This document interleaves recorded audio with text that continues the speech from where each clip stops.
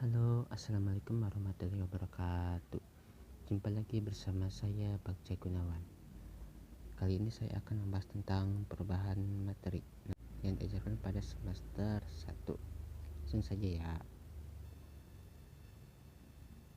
Nah, materi ya. Materi itu menurut Kamus Besar Bahasa Indonesia adalah benda, bahan, segala sesuatu yang tampak.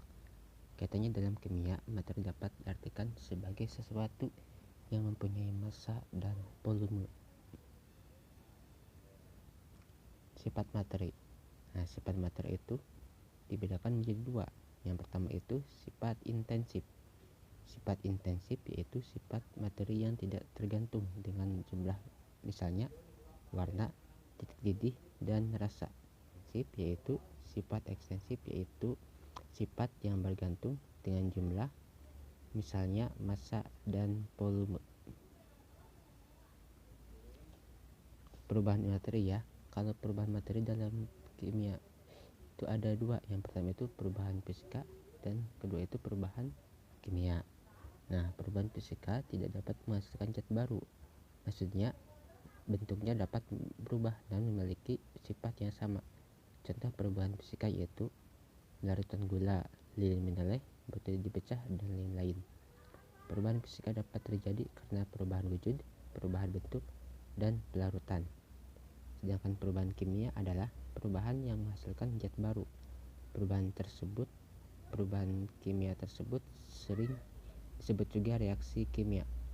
Contoh perubahan kimia yaitu proses pencernaan, fermentasi, fotosintesis tanaman, dan lain-lain.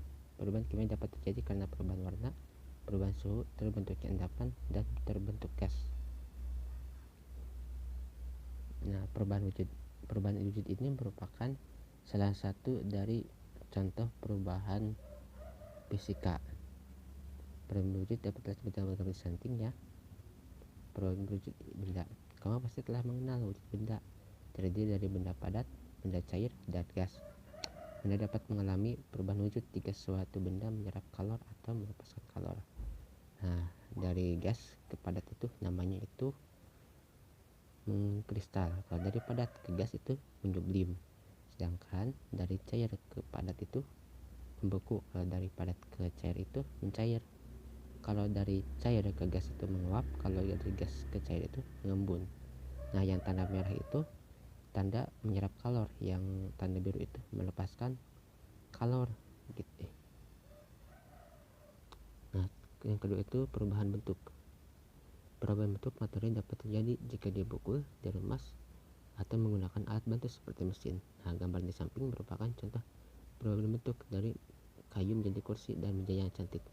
Ini juga merupakan salah satu perubahan fisika. Kedua itu pelarut. Nah, yang terakhir itu ada pelarutan. Pada saat melarutkan gula dalam air, maka gula tidak terlihat lagi, tetapi air akan menjadi manis, dan apabila dipanaskan maka akan terbentuk gula kembali. Bisa dilihat ya gambarnya. Nah, sekarang itu masuk ke perubahan kimia. Perubahan warna itu termasuk perubahan kimia. Nah, pada gambar di samping, apel yang dipotong dan dibiarkan selama beberapa menit akan terjadi perubahan warna dari yang awalnya putih segar menjadi kecoklatan.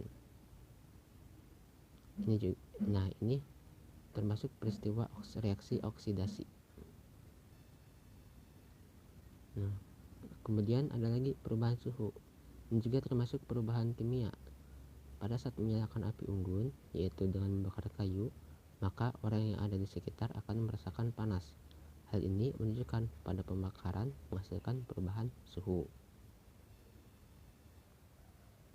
Nah, terbentuknya endapan. Bisa dilihat ya pada gambar.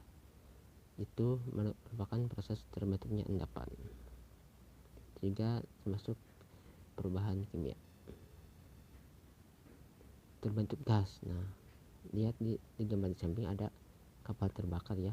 Itu banyak membentuk gas asam hitam di udara karena terbakar bentuk. Nah, itu juga contoh perubahan kimia. Ya, cukup sekian dari saya. Semoga bermanfaat. Kita ketemu lagi di pertemuan selanjutnya. Wassalamualaikum warahmatullahi wabarakatuh. Terima kasih.